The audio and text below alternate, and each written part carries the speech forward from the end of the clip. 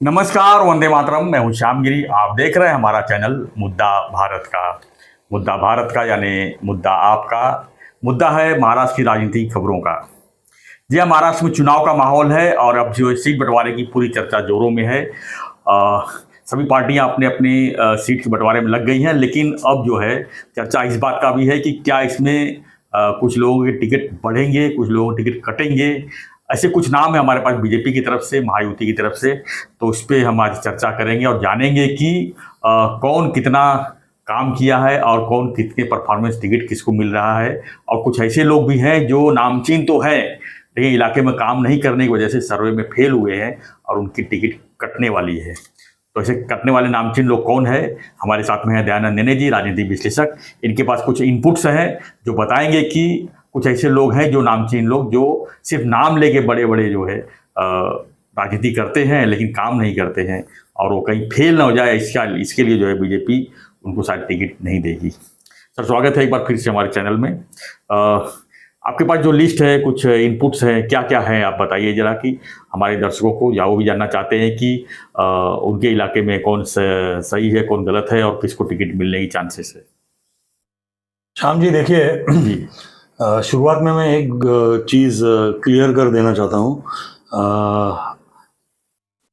जब राजनीतिक विश्लेषक के नाते हम जब फील्ड में घूमते हैं, अलग अलग पार्टियों के नेता गणों को मिलते हैं, कार्यकर्ताओं को मिलते हैं, बिल्कुल सर्वे के लिए तो हम लोगों में जाते हैं, तब काफ़ी इन्फॉर्मेशन अपने को जमा हो जाती है अपने साथ में। और वो जो इन्फॉर्मेशन अपने पास में आती है उसको फिल्टर करके हम लोगों के सामने रखते हैं। जो भी इन्फॉर्मेशन हम लोगों के सामने रखते हैं उसका मतलब प्योर इन्फॉर्मेशन देना उतना ही हमारा ये है, संकल्प है। हम किसी का इंसल्ट करना चाहते हैं, ना किसी को ऑफेंड करना चाहते हैं, बिल्कुल बिल्कुल, और ना किसी के ऊपर जजमेंट पास करना चाहते हैं। ये पहले मैं क्लियर कर देता हूँ, डिस्क्लेमर जिसे कहते हैं, उस हिसाब से। अभी देखिए, भारतीय जनता पार्टी, शिवसेना, अजित दादा, गुड। तो ऐसे शुरुआत करते हैं। हमने सुना है महायुति से, हमने सुना है कि शिवसेना के जो 40 विधायक शिंदे जी के साथ गए थे। तो भारतीय जनता पार्टी का जो अंतर्गत सर्वे आया था, ऐसी न्यूज़ है, तो उन्होंने कुछ 12-14 नाम शिंदे साहब को दिए हुए हैं और उनको कहा है कि आप इनको रिप्लेस करिए। अभी ये रिप्लेस करेंगे कि नहीं करेंगे वो पूरा शिंदे साहब के ऊपर निर्भर है। लोकसभा के वक्त भी ऐसे ही न्यूज़ आती थी कि भारतीय जनता पार्टी ने सर्वे किया है, 4-5 जगह पे कैंडिडेट रिप्लेस भी हुए और फिर हार भी गए जी। तो मैं सिर्फ इंफॉर्मेशन के तौर पे ये जानकारी आपको दे रहा हूँ।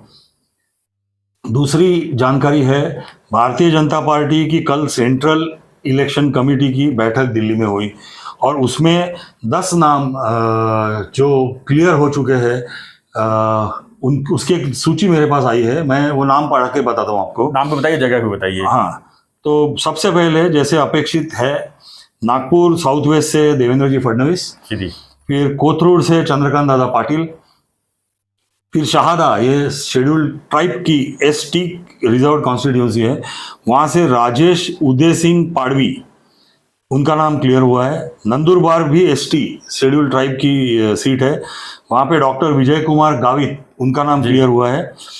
धुले शहर से अनूप ओम प्रकाश अग्रवाल जी, उनका नाम क्लियर हुआ है।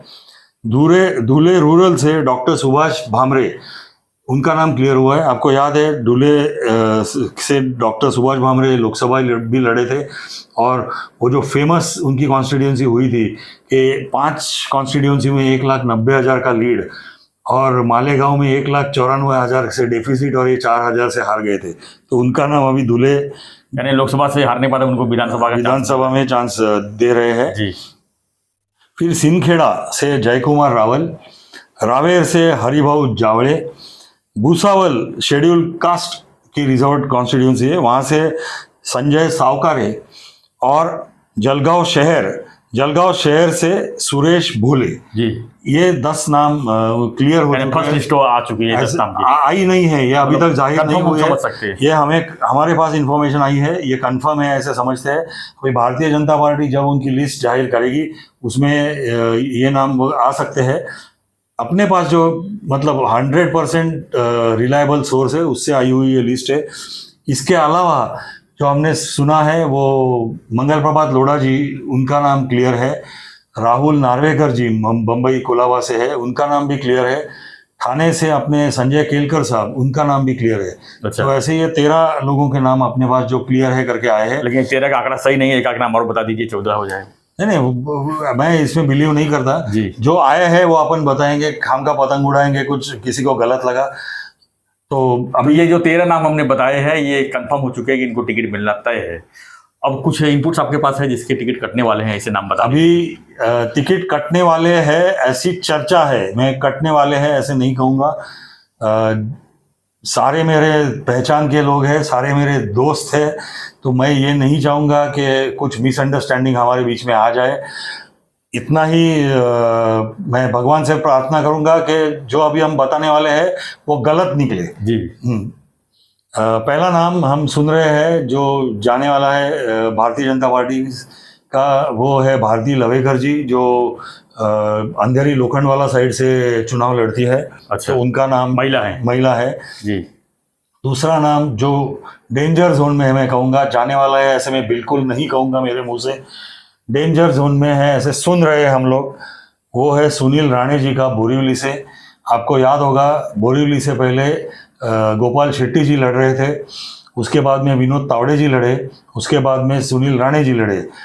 तीनों वक्त गोपाल शेट्टी जी, विनोद तावड़े जी और सुनील राणे जी, तीनों वक्त जो जीतने की मार्जिन थी लगभग 1 लाख के अगल बगल में थी तीनों की।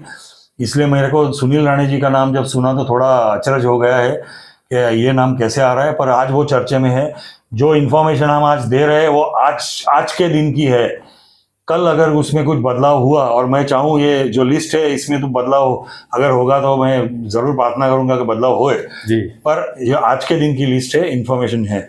और आपको मालूम है कि चुनाव के वक्त काफ़ी न्यूज़ आती रहती है और हर दिन कुछ नया, हर घंटे में कुछ ना कुछ बदलाव होता है। कुछ बदलाव हो सकता है। हमने सुना है कि राम कदम जी जो घाटकोपर वेस्ट है उनका भी नाम चर्चे में है, पराग शाह जो ईस्ट में है आमदार, उनका भी नाम चर्चे में है। ये दोनों नाम सुन के मैं तो चौंक गया हूँ, क्योंकि पराग शाह मतलब क्या कहते हैं, उनका 5 साल में परफॉर्मेंस मैंने नज़दीक से देखा है, राम कदम जी का भी देखा है। मेरे हिसाब से दोनों का परफॉर्मेंस अच्छा रहा है। और घाटकोपर ईस्ट तो भारतीय जनता पार्टी का गढ़ है पहले से। पराग शाह जी जैन समुदाय के एक बड़ा नेता है, जैन समुदाय का घाटकोपर ईस्ट में काफ़ी प्रभाव है। तो इससे जब मुझे लगता नहीं है पर्सनली कि पराग शाह जी का मतलब टिकट के बारे में कुछ हेर फेर होगी। वैसे ही राम कदम डायनामिक है जी, बहुत काम करते हैं, चर्चा में रहते हैं हमेशा, चर्चा में हमेशा रहते हैं, पब्लिक फेस है। एक ही बात अगर राम कदम जी के खिलाफ जा सकती है तो लोकसभा में जो चुनाव हुआ था उसमें उनकी कॉन्स्टिट्यूएंसी से मीर कोटेचा जी को 15,000 का डेफिसिट था, यानी कम मिला था, कम मिले थे वोट्स। तो वो एक कारण अगर हो सकता है। और दूसरी बात, हमने भी जो सर्वे किया था उसमें राम कदम डेंजर जोन में है, ये एक बार नहीं 2 सर्वे में हमने करके जो किया था उसमें बताया था, तो वो उनके दोनों के नाम है। तो अपन ने अभी देखा भारती लवेकर जी, सुनील राणे जी, राम कदम जी और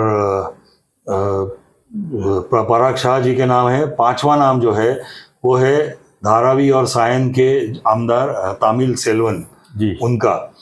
अभी उधर जो चर्चा हो रही है कि उनकी जगह पे प्रसाद लाड़ को टिकट दिया जाएगा, पर मुझे ऐसा लगता नहीं है। प्रसाद लाड़ जी का भले नाम आ रहा है, पर प्रसाद लाड़ जी ये 1 साल 1.5 साल पहले ही आमदार बने हैं, MLC बने हैं, उनके 4 साल अभी बाकी है।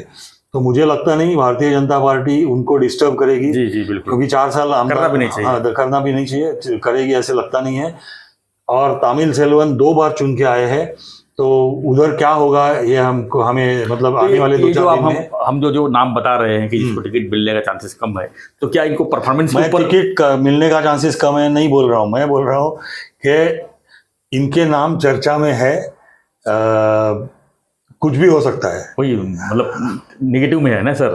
तो मतलब इनका क्या परफॉर्मेंस के हिसाब से ये देखा गया है कि क्या सर्वे के हिसाब देखा गया है, क्या देखा गया है? नहीं, मैं आपको बताया कि सर्वे, देखो हमारा पहला सर्वे जब था आया, जी दूसरा सर्वे जब आया, हमने कहा कि भारती लवेकर जी हार रही है, तो हमने सीधा बोल दिया हार रही है, बराबर है। अभी तो उसका टिकट मैं समझ सकता हूँ क्यों काट रहे हैं, क्योंकि हमारे सर्वे में सर क्लियर कट सीट हार रही है ऐसे दिख रहा था। 2019 की हम बात करें तो उसमें भी देखा जाएगा तो चर्चित चेहरे जो विनोद तावड़े जैसे लोग, प्रकाश मेहता जैसे लोग जो है उनके जो टिकट काटे, प्रकाश मेहता मंत्रिमंडल में थे, विनोद तावड़े भी मंत्रिमंडल में थे 2014 के, इनके भी टिकट काटे गए। तो इससे मुझे नहीं लगता कि इसमें कोई आश्चर्य की बात है कि इनको टिकट कट सकता है, क्योंकि बीजेपी जो है स्ट्रांग डिसीजन लेती है, बिल्कुल किसी भी चीज को जो है चेहरा देख के जो है टिकट नहीं देती है, तो मान्य करना चाहिए। बिल्कुल बिल्कुल, बीजेपी मतलब उनकी क्या बोलते हैं, जो भी कोर कमेटी होती है यहाँ पे, उनकी राज्य में भी कोर कमेटी होती है, वो एप्लीकेशन मांगती है, इंटरव्यू लेती है, लोगों से भी राय लेती है, और उसके ऊपर निर्भर होके वो अपने रिकमेंडेशन ऊपर दिल्ली में भेजती है और उधर उनके साथ चर्चा करके फाइनल करती है जी। और जब बीजेपी डिसीजन लेती है तो जैसे आपने कहा कि नाम बड़ा हो या छोटा हो देखती नहीं है, कभी भी जो निर्णय लेने का है वो बिल्कुल लेके रहती है।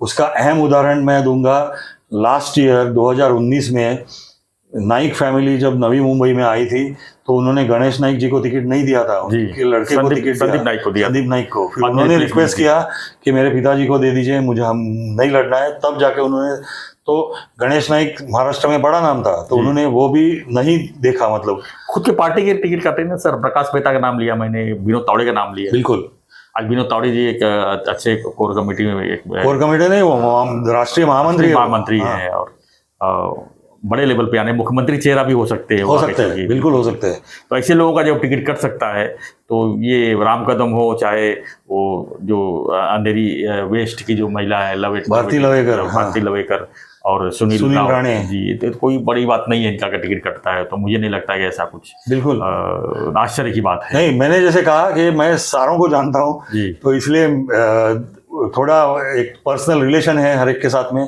अलग अलग लेवल पे, इसलिए मैं ऐसे कभी भी चाहूंगा नहीं कि इनके टिकट कटे, अपने दोस्तों के टिकट कटे। इसलिए मैंने कहा कि ये इन्फॉर्मेशन गलत निकले, ऐसी मैं जरूर प्रार्थना करूँगा। गलत निकले, सही बात है, वो तो हर कोई चाहेगा, मतलब हर कोई क्या, जो जिस कैंडिडेट का नाम लिए वो खुद कैंडिडेट चाहेंगे कि हमारा नाम आगे लगातार बनी रहे।